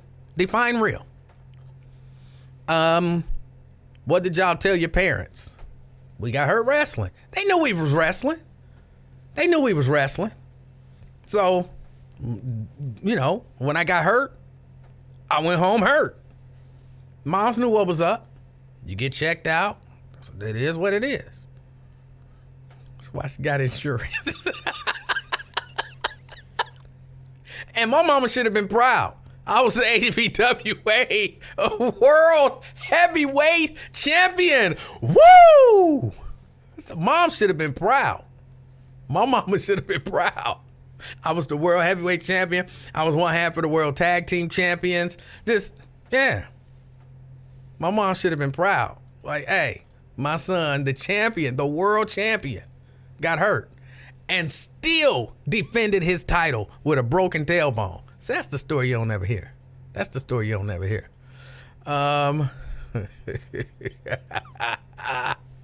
You can tell. That's funny, man. See, that's funny. What else? What do I still have my championship belts? I don't. I wish I did. I really do wish I would have kept them. But, you know, we grew out of it and, you know, we stopped doing it and, you know, that was that. The whole association went away. Yes, proud. She gave birth to a world champion. Actually, I think I was like 6-time world champion. And I'm not even counting the first one because I was kind of, you know, since I started the league, I started off as the champion. And then I lost it. So I'm not even counting the first one. Technically, I was a 7-time world champion. But I'm not counting the first one because I didn't win it. I'm just counting the ones that I won.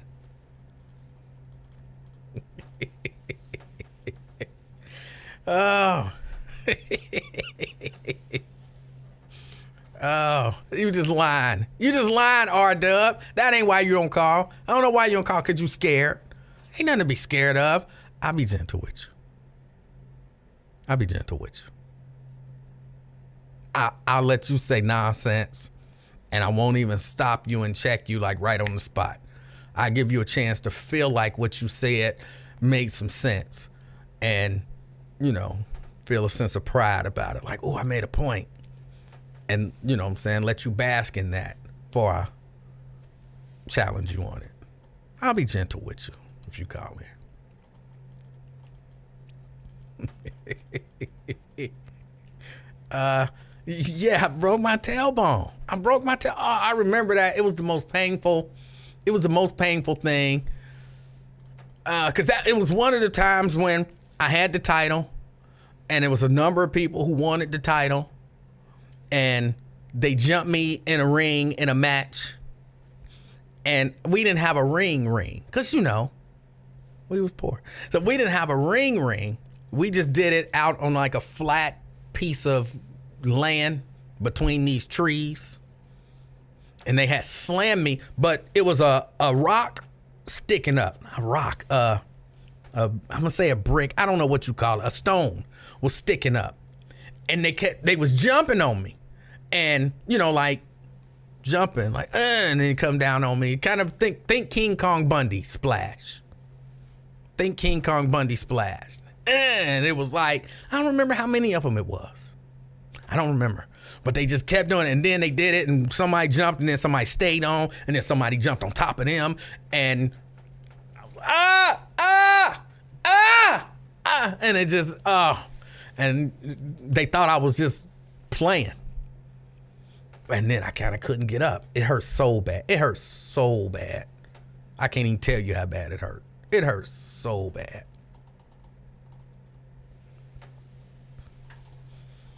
So, yeah, and I did. I broke it. It was terrible.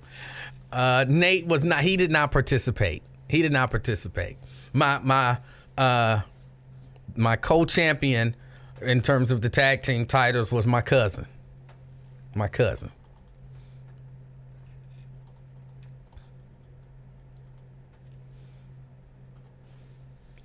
He says suplexed. It's one word. S-U-P-L-E-X. Suplex. He says suplex. That's funny. Right. I don't want him to get the wrong idea. They don't do that. They don't. Well, at least for that, I didn't get put in the cast. I just laid him around a lot. And, let's see. Let me see. I broke my tailbone. Broke my tailbone. Have you ever seen Backyard Wrestling? No. I've not. I've never watched a show called Backyard Wrestling. Yes. Janice, had I said coccyx, even just saying it, you know I'm childish.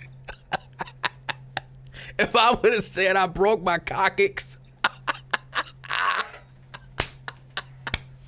Oh, it's just a funny word to say. I didn't want to say it. I didn't want to say it. But that is what it is called. Yes.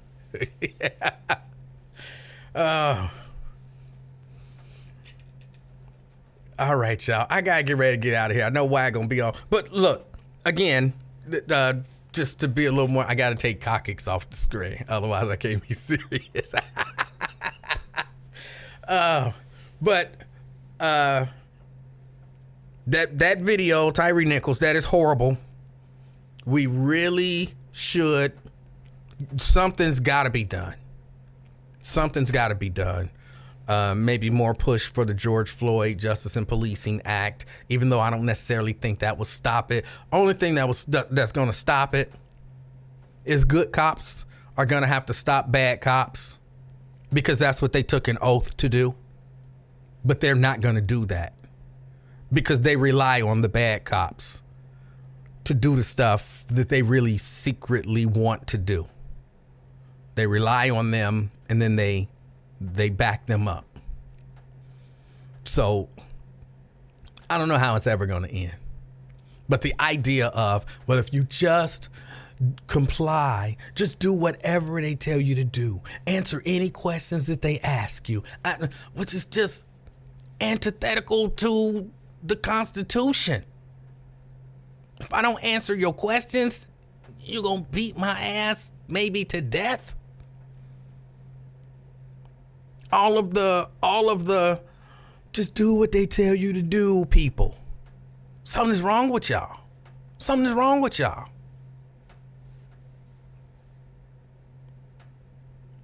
And I don't know what to tell y'all. There's really no fix for it. Except, I always want to not do this. A part of me always wants to do it. There is a part of me. I want to be clear about what I'm saying. There is a part of me that wants to see this, but the greater part of me doesn't. But the people saying don't run, I want to see them, a part of me wants to see them encounter a cop who's just hell-bent on beating the fuck out of them. I really want them to experience it once, to the point where they feel like their life is in danger and they gotta run.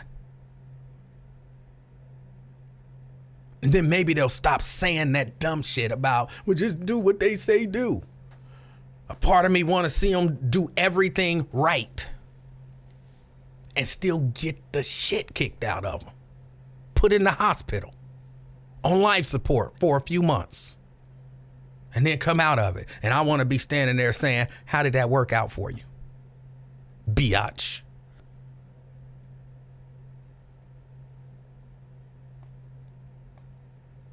Because once you've been assaulted and you did nothing wrong, then you understand that doing everything right ain't the answer.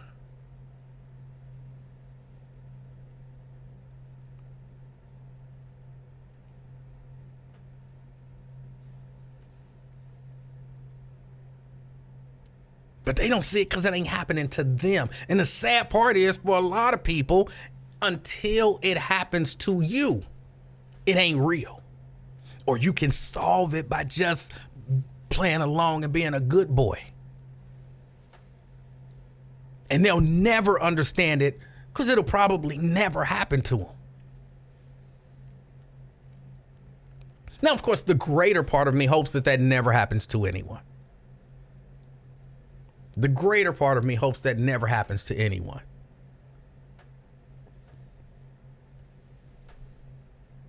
But when I hear people talking about just do what they say do. If they ask you a question, just answer. If they say this, then just do it. If they whatever they tell you to do, even if you're wrong, just comply.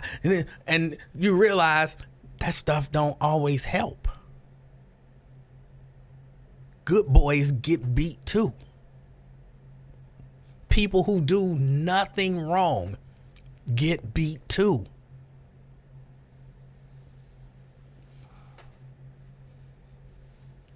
And the sad part is, like I said, there's a part of me that's like the only way. Well, no, all of me is like, for some of them, the only way they're ever going to understand is if it happens to them. So there's a small part of me that's like, well, let it happen to them. Then there's another part of me that's like, which is the greater part, like, I don't ever want to see that to happen to anyone.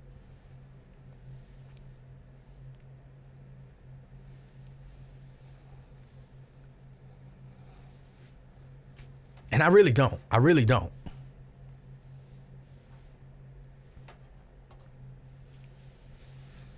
Greedy, man. They can never understand it because for some reason, the downtrodden are the only ones with real empathy and imagination to picture another person's situation.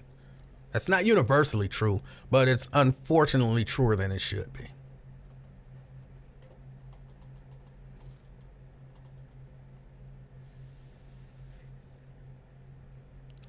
Tyree never got a chance to comply. Exactly. That was what I said in the beginning of the show. He didn't get a chance to comply. And when he ran, he felt like he had to run to save his life. Because you could tell it was going to end bad. From the very beginning, you could tell it was going to end bad. He didn't just start running.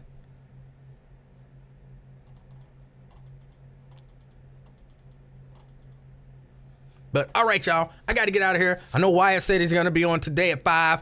Go check out Wyatt Live. Go check out Wyatt Live. I don't agree with a lot of stuff Wyatt says. He doesn't agree with a lot of stuff I say.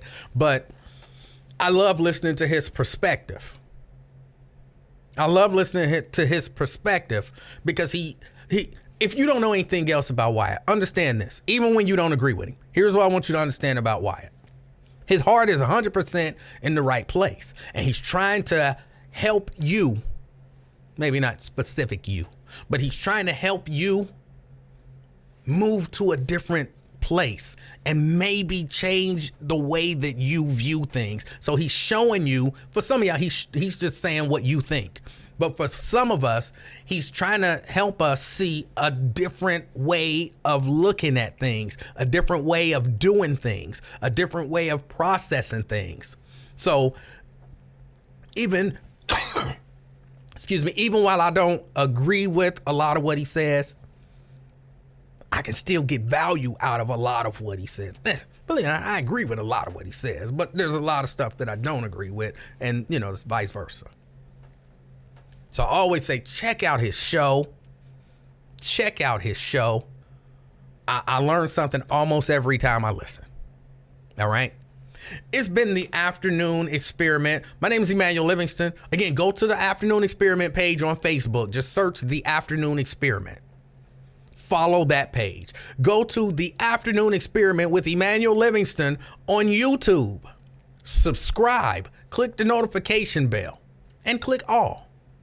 Go to the Afternoon Experiment on Twitter. Follow me. I hope something amazing happens to you tonight that will change your life for the good forever. Until next time, I'm Emanuel Livingston. I'm out, y'all. Peace.